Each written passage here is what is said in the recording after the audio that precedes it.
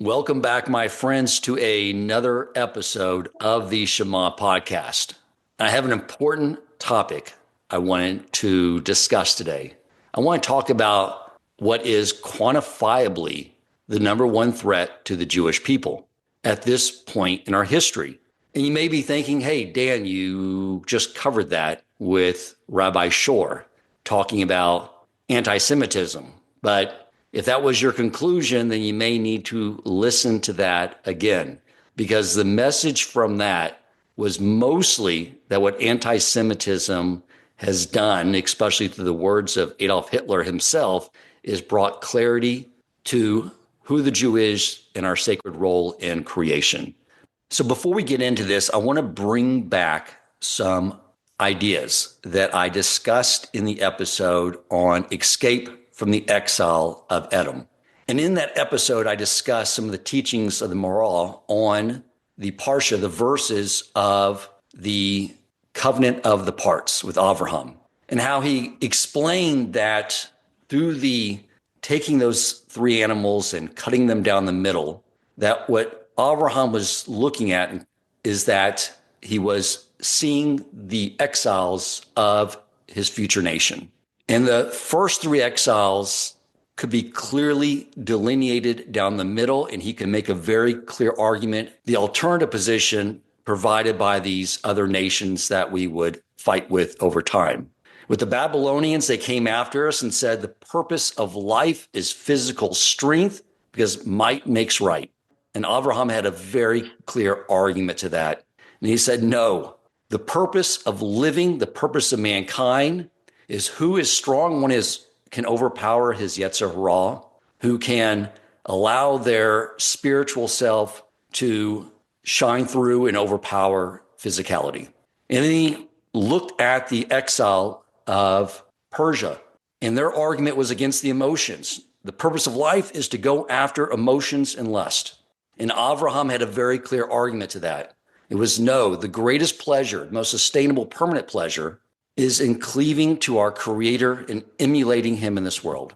And then he knew the Greeks would come along and attack us at the mental level. And the Greeks said their philosophy was the purpose of life was to seek earthly wisdom, to expand our presence in the world, our sense of self, and be able to dominate others through the wisdom we obtain. And Abraham said, no, there's a clear argument against that. The purpose of life is to achieve godly wisdom, to minimize our sense of self, and to expand our consciousness. So there's three clear arguments. The problem was with the fourth exile of Edom, because Edom would move back and forth between his previous three exiles, previous three philosophies, and has nothing inherently of its own. It would constantly change terminology, using words like a shell game, changing the definition of words over and over to create confusion. Nothing gets followed through to logical conclusion. And that was the greatest threat, that the Jewish people would get trapped in this mental exile of Edom. One of the other things we have discussed to really build the framework of this conversation is we've discussed before how many rabbis who subscribe to this idea of Jewish denominations, which the whole idea of Jewish denominations begins at the same place, that is that the Torah came from men who lied and said it came from God. They all stem from that same philosophy. And most rabbis will be very forthright in that. And some you need to ask some questions before they divulge the reality of their philosophy. Hence, the Torah and all its laws don't apply to Jews today. What is amazing about the Jewish people, and this isn't a compliment, but we're going to really get down to what is causing this. But if you look at the majority of these Jewish denominations, or all these Jewish denominations that preach this idea, Jews still show up, even though the rabbis say the Torah is not factual. We did not receive the Torah at Mount Sinai. Now, I've never heard of a Christian denomination where a minister would say, in our Christian denomination, we don't believe anything in the New Testament ever occurred. We believe it's totally made up. Because Christians would logically say, then why the hell are we here?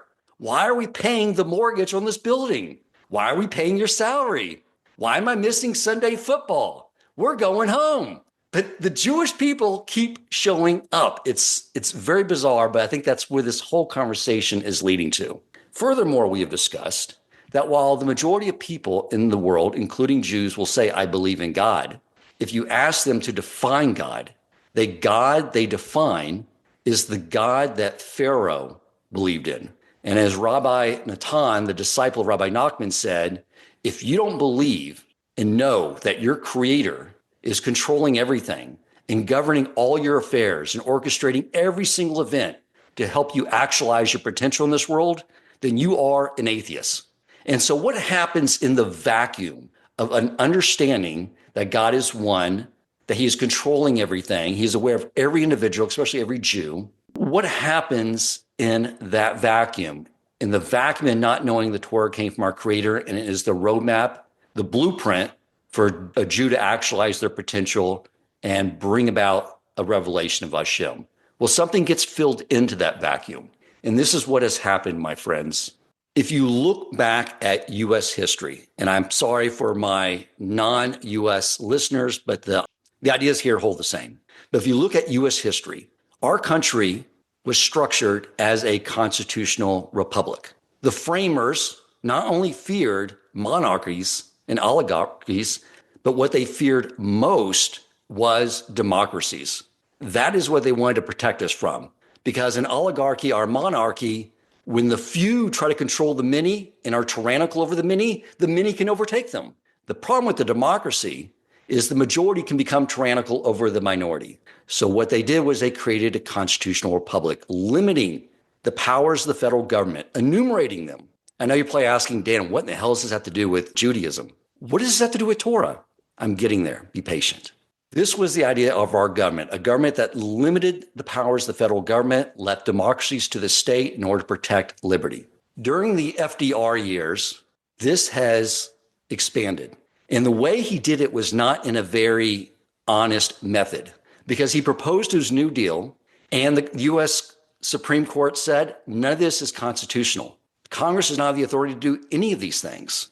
So after 4 terms in office, being able to appoint many Supreme Court justices, and open letters I've read in books where he literally told those nominees, I will nominate you to be a Supreme Court justice if you use reverse algebra and start with, I want this law to be constitutional, find out the logical argument for it to be so. And that is what they do. When you read these cases, that's exactly what you see. And what that allowed to happen is the scope of government in this country to have much more powers than the Constitution afforded it. So the other thing I want to point out that happened in U.S. history is in the 60s, you had this sexual revolution, these young teenage hippies with minds saturated in THC and LSD. And the Satan, which I believe is my philosophy, came out with the greatest marketing campaign ever. We talk a lot about the purpose of mankind led by the Jew through the bris milah is to overcome their lusts like animals and elevate themselves. The lowest thing someone can do is succumb to the lust of the animal kingdom. What Satan did was he said, you're not making lust, you're making love. It's ingenious. Like, who's against love? And this sexual revolution has evolved until what we have now.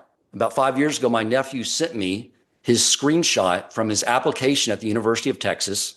And when you clicked on the button for gender, instead of having male and female drop down, the drop down covered the entire computer screen with 50 different options. Now, this is where I'm getting to with how this has influenced the Jewish people, and I have the greatest guests to come on and discuss it. But here's what is happening, my friends. This philosophy is what is being taught in lieu of Torah in these synagogues. They have become the church of liberalism with Jewish symbols. I've seen this firsthand. I've heard the sermons. I listened when I was out at a Reformed synagogue, reserving shelf space for Rabbi Yochel Wolbe to teach Torah. I was preparing the kosher food to bring back to the classroom, and I heard the rabbi who wanted to use the place we normally had our class to discuss Pesach, Passover, with the young students. I said, fantastic, of course. We don't want to interfere with that. Here's what I heard. Was he talking about how the 10 plagues and the 10 miracles just demonstrated Hashem's control over everything in nature? No, no, no, no. Did he discuss that Mitzrayim was a mental state restriction that we free ourselves from and become free through receiving the Torah? No. The entire lecture to these young Jewish minds was on the civil rights movement. It has literally become a religion. So I wanted to bring on the right person to discuss this, someone who has made this his life goal to understand this, a fellow Jew. And his name is Daniel Greenfield. And if you're not familiar with him, you should check out his website. I will put it in the show notes. But he is the executive vice president of programs at the David Horowitz Freedom Center. He has been on many, many news channels, writes many op-ed pieces. He is at the forefront of this battle. His greatest accomplishment in my book, was he was named by the Southern Poverty Law Center as being a hate group of one. Man, this is the guy I went on. Welcome to the Shema Podcast, the podcast for the perplexed, where Torah insights, intertwined through personal stories, as well as interviews with leading Torah scholars, demonstrate the empowering qualities of Torah and mitzvot. For more great Torah learning through Torch, the Torah Outreach Center of Houston, go to torchweb.org. Now to the show. So Daniel, welcome for joining us. I apologize for the lengthy intro, but there was a lot I wanted to cover and set the table before I brought you on. Thank you so much, Dan. It's very much appreciated. I think that does set the stage very nicely. And I think we have to take a little bit of a step back. The condition in which Jews have been living for so long, we call it the Galut. But apart from the spiritual dimensions, what does that mean? For so many ordinary Jews, it meant that their lives were defined by exclusion. Rather, for some Jews, they certainly understood that it was important for them to create a separate identity, that being Jewish, being part of that community, the religious community, was really the defining mission of the Jewish people and had been certainly since the days of the Avot. But for so many Jews, they were seeing, particularly around the 17th, 18th centuries, they were seeing what the possibilities were, particularly in Europe. Of all the things that were happening, the Enlightenment, the Industrial Revolution, and they were on the wrong side of it. And they felt like, even the Jews who were not actually living in ghettos or the Pale of Settlement felt like on the other side of the wall, there were these incredible opportunities, but they would have to convert to Christianity to get to them. And for majority of Jews back then, that was still a problem. There were some Jews who went along, who did it sincerely or insincerely, converted to Christianity and joined the larger world. But then along came the possibility of being able to become part of that world without actually having to convert, at least what did not seem like an actual conversion. And this was really the part of the genesis of the Reform movement, which has to be viewed within the context of the larger liberalism that was happening, particularly in Germany and parts of Western Europe, which said that you can be a Jew at home and a mensch on the street. You can give up your public Jewishness and start to fit in, and you can change some of the tenets of your religion, which is what Reform Judaism went on to do, discard the whole thing about Israel, the Beis Hamikdash, the idea of a separate Jewish people, and you can join society. And it seemed like a pretty good deal. Of course, it was a very poison deal, but it seemed like it was a transition that Jews could go ahead and make without having to give up way too much. And really, unfortunately, the majority of Jews did go along and take that deal. They went along with it. They went to some of the finest universities. They became wealthy and prosperous. They seemingly were able to join society. Of course, the ultimate result of that was the Holocaust, which ended the experiment in liberalism in part, and then revived it post-Holocaust on even worse terms. And Jews today, post-October 7th, as Rabbi Shor discussed, have seen now very clearly just how much worse the terms have gotten. But the larger idea for Jews was that social progress could do what Judaism could not. There's a famous book about the Jewish communist movement in America, and its title is Till the Messiah Tarried. And Jews became worshipful of the idea of social liberalism as the Redeemer. The Mashiach had not come. The Jews had not come back to Eretz Yisrael. This incredible transformation had not taken place through conventional, traditional Torah Judaism, But social liberalism seemed to have accomplished this transformation, and they adopted the idea of tikkun olam, which was obviously a distortion, but in practical terms to them meant that it was the job of the Jews also to extend social liberalism to all other seemingly oppressed groups, which is why, yes, at the Passover Seder, in teaching about Passover, they will obsessively talk about the civil rights movement. When you hear Reform rabbis talk about the civil rights movement, to them, it's like the giving of the Torah on Mount Sinai. This is their fundamental religious experience for them. And it is, because if you understand what their religion actually is versus what they say it is. They say that they're following some version of Judaism. They're not. They're following an ideology of social liberalism because for their ancestors, social liberalism took them out of the ghettos. It took them out of the Pale of Settlement. This was the great transformative movement. Let me ask you a question, Daniel. So, one of the things I was sort of saying in the intro about this vacuum that got left when they don't believe their creator is controlling everything, which I understand after the Holocaust, it was so traumatic that having bitachon and your creator, they probably felt left down. That's why I was sort of saying in that vacuum where their trust goes, their bitachon is in government. And then, of course, without the idea of Torah too, that the tikkun olam is no longer about revealing Hashem in the world, but about social justice, climate change, all these other big lofty things, which their neshama knows they're here for a bigger purpose themselves. Would you say that sort of fits into the overall idea that you just explained? Indeed. So you adopt the idea that government is really the fundamental force in the world, and government is just actualizing the social liberalism movement. It's actualizing progress. And you have ideas like the right side of history, which was coined actually by an anti-Semitic Christian cleric.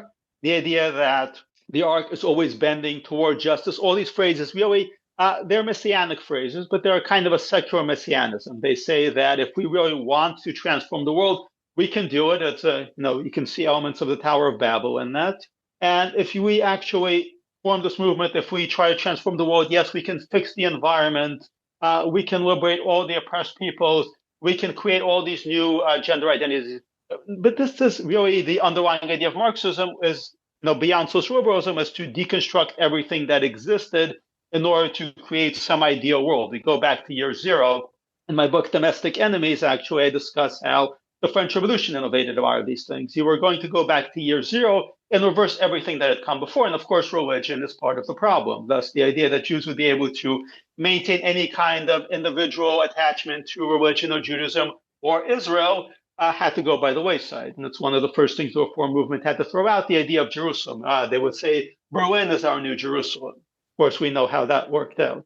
And after October 7th, Jews, of course, rediscovering this part of the bargain, which is that you have to toss aside anything that does not integrate well in this larger liberal Protestant idea. And this was, by the way, when we talk about Reform Judaism, when you talk about some of these liberal theologies, they are really liberal Protestant. And the idea was you would have to create a Judaism that would be much like liberal Protestantism, which is what Reform Judaism is, one that would be focused on social progress, that would really ignore and avoid any tricky theological issues, certainly the idea of an actual messianic redemption, of an actual God that is really in control of the world, because that is uncomfortable. If you have a God in control of the world who wants specific things from you, not just social justice, not just, as liberal Christians sum up their theology, the goal is just to be nice to other people. And you obviously have this within liberal Judaism where, the idea is, just do nice things to other people. Mitzvahs, be nice to other people. That's not actually what a mitzvah means. A mitzvah is a commandment. That's not just be nice to other people. And when you do that, you can effectively cut God out of the equation because, you don't need to be a religious person to be a nice person. You can just be nice to other people all the time. And therefore, God is actually not fundamentally necessary. But on the other hand, there is a God who is in control of the world, who wants things, who knows more than we do. And that is really the big sticking point theologically, because if there is a God who knows more than we do, and we actually have to listen to what he says, that is fundamentally transformative. Whereas, the stuff God is saying is basically common sense. Don't kill, don't steal. We're just going to avoid doing those things, and it's fine. And we can all be people together. And we've seen how that worked out. The people who adopted that way of thinking ultimately paved the way for the Holocaust, paved the way for the people who are now cheering on Hamas. So that's absolutely not enough just to be a nice person. It's not enough just to, get a bunch of nice people together and have a government that seemingly will do nice things, because the thing is, there is bad in people. And that is something that we've had to learn the hard way. Certainly Jews have had to learn the hard way, and they're learning that all over again now. So this is basically what was happening in Germany with the evolution of the reform movement. So you're basically saying the reform movement was the creation of this overall liberal ideology. This is absolutely long before the Holocaust. So are you saying Jews created this ideology or they were influenced by it? They were influenced by it. They played a role in generating some of it. As I began saying, this is very much the liberal Protestant way of thinking, which dominated in Germany. It spread to some European countries. German Jews then spread it to the United States. The reform movement in America was very much dominated by German Jews. And it seemed like a good deal because liberal Protestants were saying to Jews, we're going to liberalize the system. We're not going to restrict Jews from being able to, say, get an education, participate in society, be citizens. In exchange, Jews will put aside some of their more divisive ideas. Christians will put aside some of their more divisive ideas. And, this should be very familiar to American Jews in a kind of, suburban utopia where everybody just kind of gets along. We don't think too much about what everybody believes, but it becomes a problem as we've seen. So the reform movement tried to adapt to this way of thinking. It was not something that Jews initially created, but Jews certainly were very quick to jump on board with it because the benefits were incredibly obvious. You could actually go to medical school, you could go to law school. And for a while, Jews formed a majority in some medical schools and law schools in Berlin before the Holocaust. So this certainly predates the Holocaust, and it was really about the larger issue, not of the Holocaust, but of Jews actually being excluded from public life. Imagine a world in which none of us could actually go to college or become professionals. For some people, it might not be that much of a loss. For a lot of people, it would be. And this really was the impetus for everything that we're saying now. The idea that social progress was the epitome of everything and that our goal was to advance society. That's really the origin of Tikkun Olam.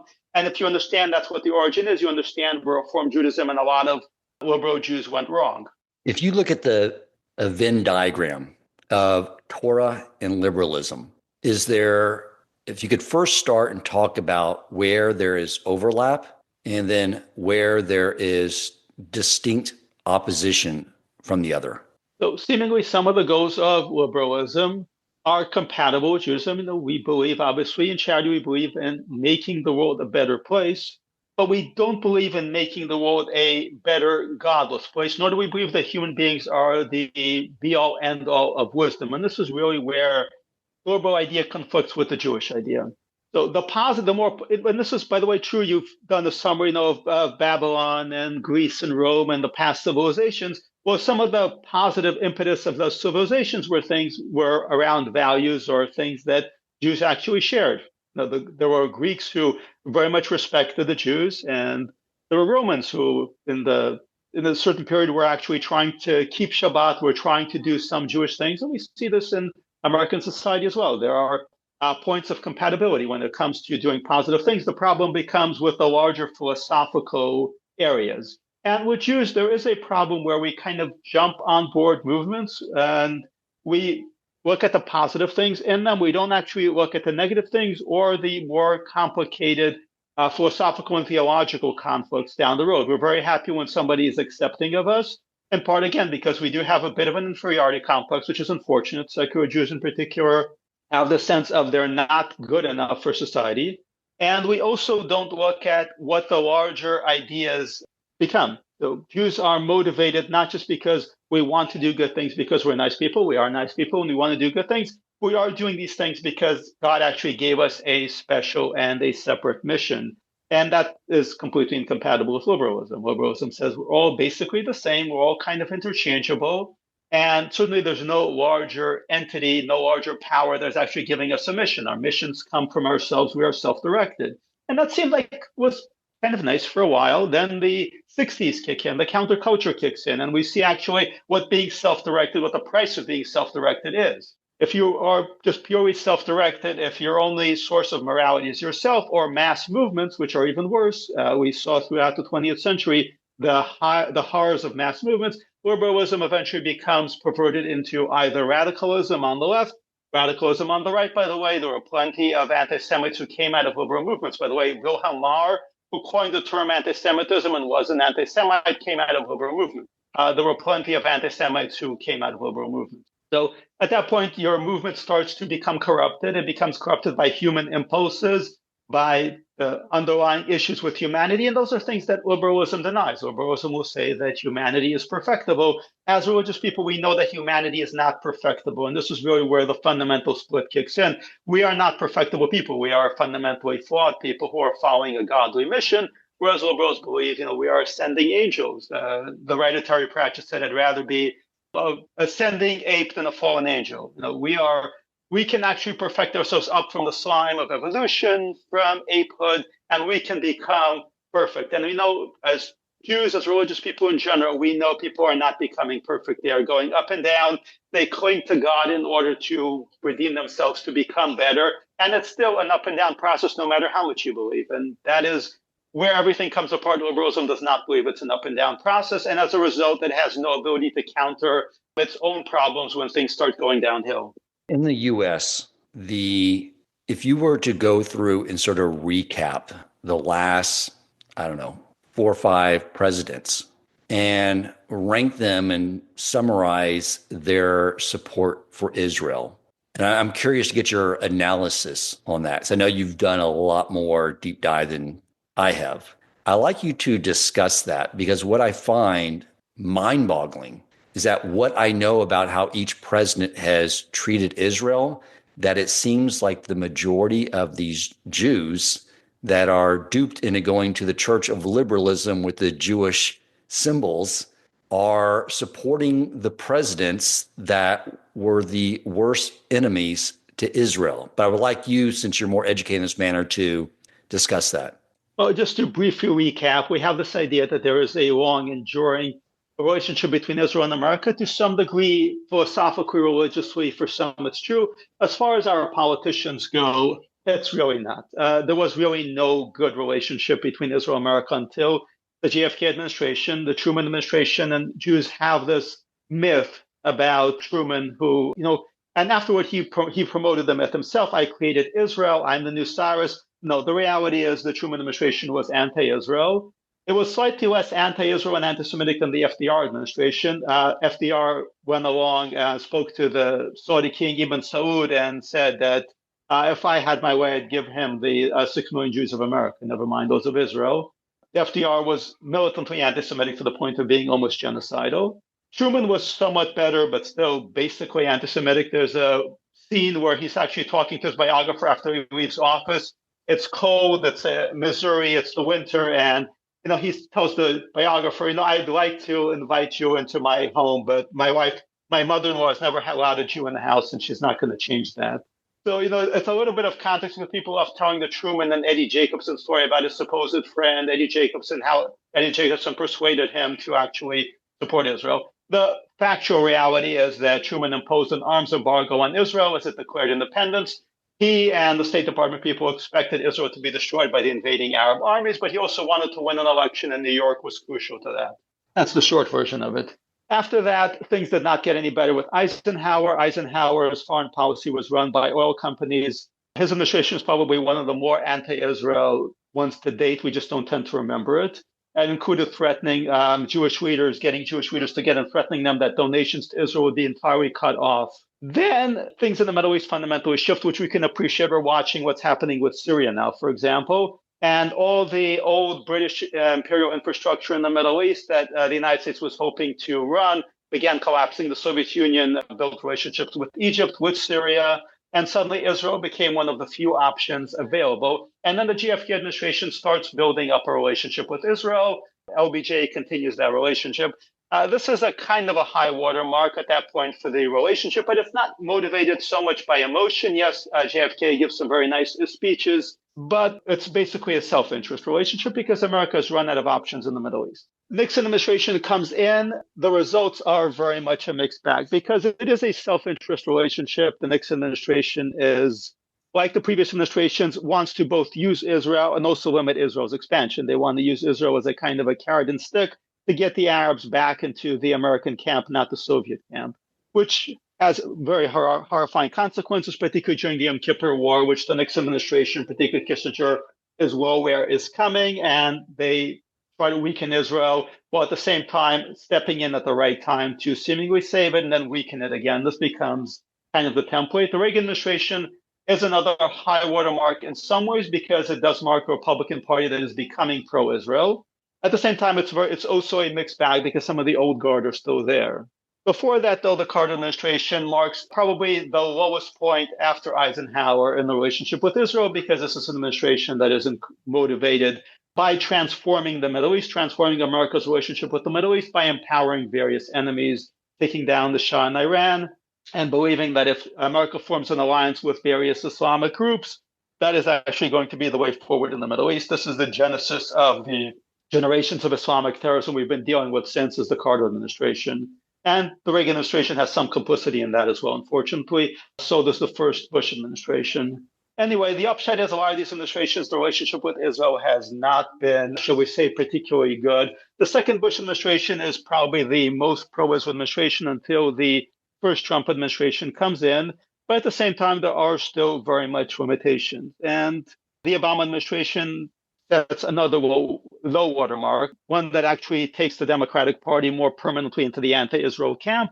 And that's something we can actually see when we look at poll numbers. When you check polls of who Democrats sympathize with most, Israel or the terrorists, under Obama, for the first time, Democrats start swinging to the terrorist side. By now, the Biden administration, it's very decisively about half and half, particularly when you look at younger Democrats, the 18 to 34 crowd, increasingly you do see larger sympathies, or at least equal sympathies with the terrorists. And this is not just a function of what the media reports, though that's certainly part of it. It's also a function of the increasing radicalization of the Democratic Party. It's moved toward the left to a reflexive sympathy with terrorists over civilized nations. And it's part of a larger trend that's possibly beyond our current discussion. Certainly, the first Trump administration was a major high watermark. It's been the most pro-Israel administration that existed. It's one that actually allowed Israel to do things like recognize Israel's capital, recognize the Golan Heights, a major issue now, considering what just happened in Syria. Last week, the UN actually voted to demand once again that Israel withdraw from the Golan Heights. Instead, Israel is not only withdrawn, it's now actually expanding and fortifying a presence on Har Hermon, on Mount Hermon. This is important if you look back at just how bloody the battles were for the Golan Heights in the Yom Kippur War and the Six-Day War. Those were some of the most challenging battles and some of the most challenging terrain. And the Trump administration did that pretty freely. It was not expecting anything in exchange. In the past, Israeli governments would actually try to negotiate deals with the White House. And, we'll give you this, we'll give you this. Sharon, for example, agreed to withdraw from Gaza. It was a disastrous move. But he did it in exchange for American assurances about Gaza, about being able to annex parts of Yehuda and Shomron. Those understandings were completely worthless and not kept. And that's been a pattern. Now, the Israelis try to arrange some sort of deal. They get promises. Those promises are never kept. The Trump administration, on the other hand, went ahead with moving the embassy to Yerushalayim and with recognizing the Golan Heights and making some other moves that were not reciprocal. They were not in exchange for anything. And I would have to say this is the first time in the American-Israeli relationship that has even happened. Beautiful. Wow. I knew I had the right guy on for this episode. So here's my follow-up question to that analysis. And again, I just want to repeat for the listeners. I don't care how any Jew votes. Don't care. What I care about is Jews becoming open to the divinity of their Torah and learning from it and understanding what their mission is. What I find remarkable about all this is that you had, like you said, the low mark with Obama and a high mark with Trump. I cannot see anywhere in this 70-80% of the Jewish population that subscribes to liberalism to denounce Obama for the things he did against Israel or to compliment Trump on the positive things he did for Israel. Like, why? The times they are changing. We actually have seen Jews increasingly move over to the Republican side, to the Trump side. We've seen people who are Jewish liberals actually praise Trump for his recent statement about the terrorists and Hamas. So there is a bit of a changing wind. It's partly generational, but it's really there's basically a fundamental divide here. There's a divide between Jews who actually look at Jewish interests and say, okay, here is what this party has done for us. This is what this president has done for us. And we should be, we should be grateful for that. And there are those who are still committed to this economic idea, to the idea of social liberalism above all else. And they will still focus on, well, what are Trump's policies on transgender issues? What are his policies on abortion? We are very angry about this. And forget about which party you're voting for or not. If your metric is not Jewish interests, if your metric is not Jewish issues, then frankly, you're not voting as Jews. You're not thinking as Jews. You're thinking as liberals, which is fine if you don't actually want to be Jews. If Jews, being Jewish is fourth or fifth or sixth, somewhere down there on the list of priorities, that is what you do. And that is what a whole lot of American Jews are doing. And that is a major problem, because when you have something like October 7th and you're wondering, why is nobody standing with us? It's because this idea of collective solidarity that they've been sold on, that, if we stand for all these oppressed groups, we are there for Black Lives Matter. We are there for trans lives. We are there for Asian hate, Stop Asian Hate.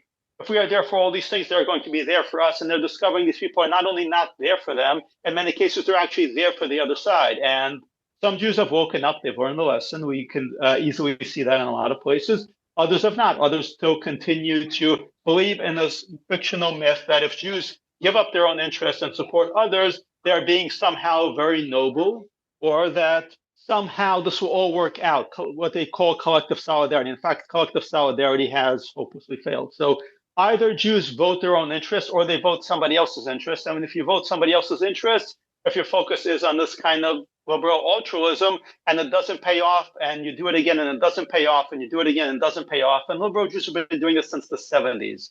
Since the 70s, they've been voting everybody else's causes. They've been devoted to the civil rights movement. And frankly, if you look at ADL polling, minority groups have higher rates of anti-Semitism than white people do. And this has been consistently that way for a while. So if you are okay with supporting groups that are more likely to be anti-Semitic over supporting Jews, then you should not be surprised if the result is greater anti-Semitism. What do you think is the solution? Meaning, as I mentioned, every Kiruv, Jewish outreach rabbi I ever spoke to, who told me this is a systemic issue where they get very, like, the success rate at their job at bringing Jews back to Torah, Judaism, with this group, when they identify as a liberal, it's like not measurable, the success rate.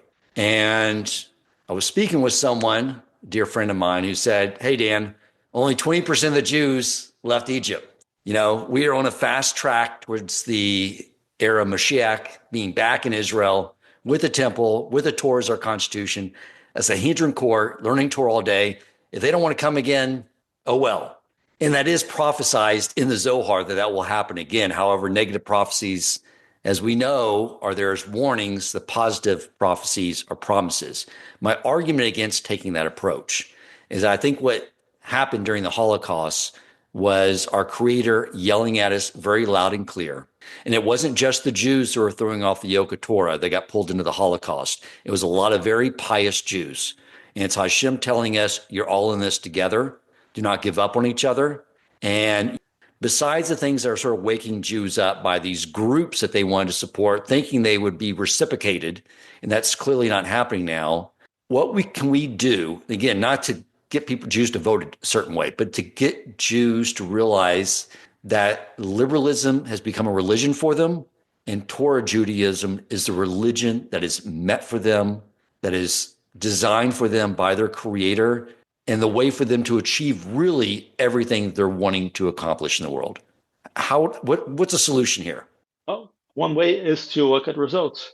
In the 50s, maybe in the 60s, this would have been a more challenging case, but you can actually look around at the results of Jews following liberalism and Jews following Torah values. And you can look at practical results. There's every, Aish show probably has that chart about, are your grandchildren going to be Jewish? And you follow the more liberal way, your grandchildren are not going to be Jewish, and you may not even have grandchildren. If you follow the Torah way, well, you are likely to have a whole lot of Jewish grandchildren.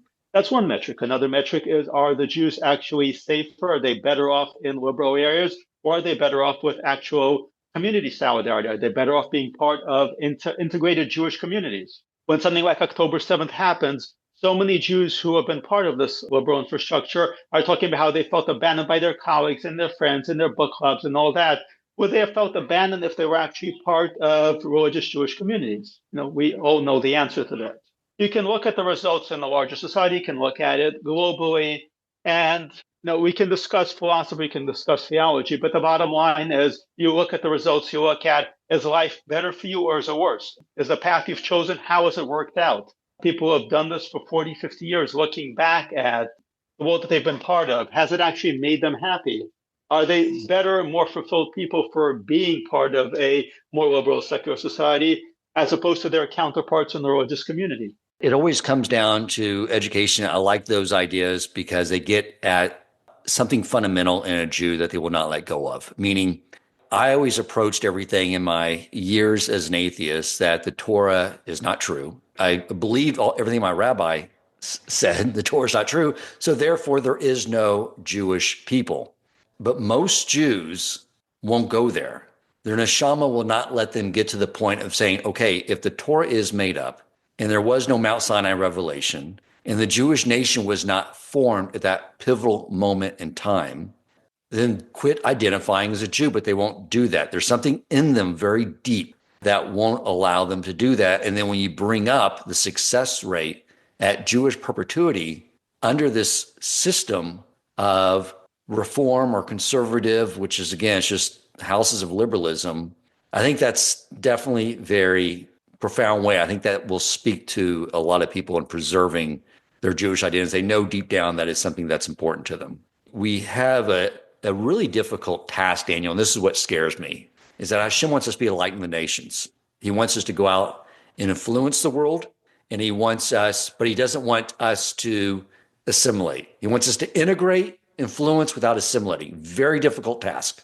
And over history, whenever we began to assimilate, then what ends up happening is Hashem does things, causes other nations to revolt against us. So we'll have to go back and regroup amongst ourselves. And that's what's kept us together over time. But I don't want to go that route again. What would you say if you were speaking to a Jew who was not exposed to the Torah wisdom, who was identifying with this other religion of liberalism? What would you say to them to convince them or get them to be open-minded to the harmful effects of this pure assimilation that we've seemed to make the same mistake over and over again throughout history? Well, October 7th, or rather the reaction to it in America and more in Europe and more liberal communities, has been a wake-up call for a lot of Jews. It has been a wake-up call for people who nothing else has woken them up as of yet. I would certainly hope that there are not worse wake-up calls coming, but I'm afraid that there very well might be. But when people are actually confronted with something like this, with a shock to the system, they are reachable in that moment. And I'm not sure that Kyiv organizations have properly utilized that. So many people are kind of oriented around despite, or they're oriented around social change. Some others are in the throes of despair. But it is important to show them that there are positive messages from that beyond the conflicts of the moment, that it's an opportunity to reorient our lives, to build lives that are more Jewish. Now, after the Holocaust, there were people who were trying to rebuild their lives, and people who were trying to just move on, forget everything that happened. And there were others who said that the best revenge against Hitler was to actually go ahead and build Jewish lives and to actually have more Jewish children, to build more Jewish families. I know people who, even from an older generation now, who would go to Eastern Europe and they would visit some of the cemeteries. They would visit Auschwitz, and they would come away with, well, what do we do in response to this? Well, we actually build Jewish identities and we build Jewish families. And if you don't do that, then ultimately the people who are trying to destroy us have won. And that, I think, is something to take away. I do think that there has been a lot of very positive things that came from the atrocities on October 7th. That is definitely one of them. Very well said. Now, I do want to announce something to the audience. Something I tried a little different on this podcast. I forgot to mention this at the beginning, but I had a great idea given to me by my dear friend, Ron Cardos, host of the amazing Elevator Pitches for God podcast. And he talked about bringing on and allowing members of the Shema podcast for the Perplexed WhatsApp community to come on to the recording of our podcast and be able to participate and ask questions to our host. So I'm experimenting with this idea today. I have very amazing dear friends of mine on.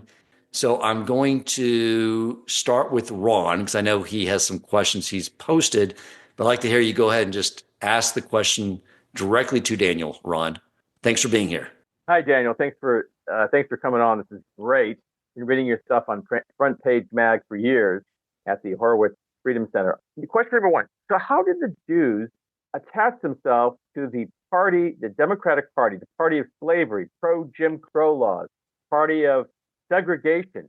To this day, they want segregated graduations, black graduation. They want separate dorms for the blacks. They think the blacks are stupid and we need to lower our standards in all our medical school acceptance and pilot school, and they can't even get a driver's license. We shouldn't require it. How did they take the racist party and associate themselves? And you just said FDR was not pro-Israel. In fact, he was almost genocidal against the Jews, which is a very strong statement. How did they go in that side? Now, look, I know I'm old enough to remember the Republicans were no lover of the Jews too. They were the country club that was anti-Semitic. I get that. So it was probably bad and worse. But can you respond to that? Sure. Well, first of all, good to hear from you. Always glad to meet a long-time reader. Now, as far as why the Jews attached themselves to the Democrats, well, if you go to the late 19th century, whatever the polls were worth back then, the Jewish vote seemed to be split. Then you actually arrive at the Woodrow Wilson era, at the era where, and then at the FDR. And by the way, FDR was not just anti-Israel, it was actually militantly anti-Semitic. Some of the key Supreme Court cases that tested the New Deal were actually outright anti-Semitic. The Schechter chicken case, for example, which targeted kosher shechita, was a key element in limiting the power of the NRA, not the National Rifle Association, the National Recovery Administration, which was the New Deal's big socialist agency. So as far as what actually made the Jews, well, part of it was that you had this mass migration of Jews from Eastern Europe coming into America in the really, really late and early 20th century. And those Jews, unlike previous groups, which actually had kept their identity together, somewhat the early Sephardi communities, the German communities, they had trouble maintaining identities, especially you had people coming from shtetls, you had men coming without families, and it was a great struggle to maintain Jewish life in America.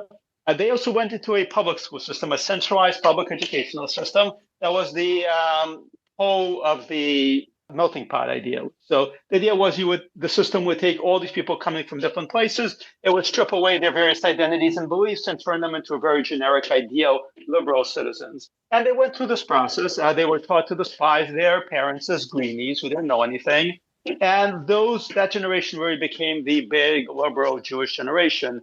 Since social liberalism was really the ideology there, Wilson, which was somewhat more friendlier to Jews, despite his background as a supporter of the KKK and all sorts of racist movements. By the time you get to FDR and the New Deal, despite the fact that FDR is anti-Semitic, he becomes a cult object of worship for American Jews. They're hanging his portraits in their homes. FDR is the definitive great leader. And while he does play a role, obviously a pretty significant role in defeating Nazi Germany, this cult movement starts even before that. And it's hard to understand this where we sit right now. You have to actually look at some of the media, the newspapers, the narratives coming out of America of the day. There is a mass propaganda movement to make FDR seem like the savior from the Great Depression and make socialism seem like the answer. And quite a few Jews who had become detached from Torah, from their identities, were caught up with this. They worshipped FDR as the great leader, and no amount of anti-Semitism, not even the Holocaust itself, did anything to change that.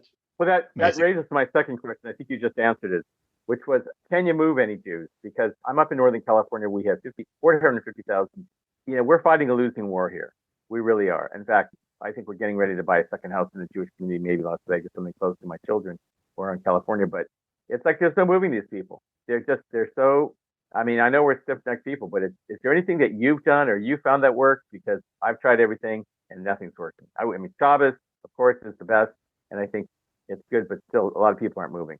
Well, I can understand that. Thank you for fighting the good fight. I would say what I've said before, which is you break it down to, are you putting Jewish interests and Jewish issues first? Are you putting other issues first? And that is a very clear dividing line. And there are going to be a whole lot of people who do not really see themselves as Jewish in any meaningful way, or see being Jewish as all about economy. You do polls in America, and by the way, this is where America is different, unfortunately, than Jews in the rest of the world. And they rank social justice and a sense of humor and, a few other things as being more, fundamentally Jewish than endemic to Jewish identity than actual religious practice in Israel. And if you have people who are going to say that sense of humor is more important than the state of Israel or than, religious Jewish ideas, then those people are going to be really hard to recover.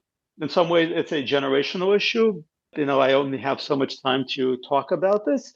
The bottom line, though, is there are people who are going to be reached by systemic shocks. There are people who are not going to be reached, who are going to continue pushing liberalism above all else. Thank you, Daniel. Great. Thank you so much, the Shema podcast guest, for coming on live. Thank you so much, Daniel. I do want to say I'm looking at a book you published earlier this year. I have not read it, but I'm definitely going to order it, called Domestic Enemies, the Founding Fathers' Fight Against the Left. This goes way beyond, I'm reading the description. This goes way beyond the FDR years. I had no idea this goes all the way back to the founding with George Washington. So I'm definitely gonna get the book. I'll put the link in the show notes. I also have the question, Daniel, that when you won the prestigious award from the Southern Poverty Law Center to be a hate group of one, do they send you any type of plaque that you can hang on your office? Sadly not. In all fairness, not only was I named, but the crack team at the Southern Poverty Law Center back in the day also named a bar sign along with me. They didn't name the bar, they named the sign outside the bar. So it was not a very discerning group of judges over there.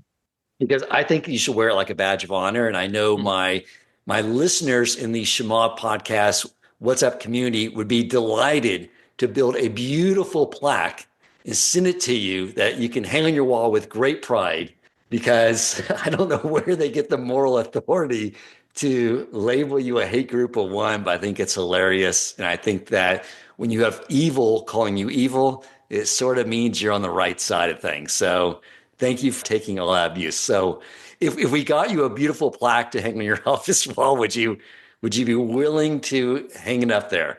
With great pride. I always wanted a plaque or a medal or something I could just wear around town. I'm going to get my podcast group on that, and we'll work to put that together for you. I also put the links to where you blog, and I appreciate Ron Cardos for getting us in contact. Absolute delight to have you here, and hopefully we can have you on again to share your wisdom on this matter. Sure, I'd be happy to do that. Thank you so much for the great questions and the great discussion, and thank you for listening to me. Thank you so much, Daniel. If you enjoyed this episode, please consider supporting Torch so they can continue to spread Torah wisdom to the world by making a donation at torchweb.org and clicking donate in the top right corner of the page.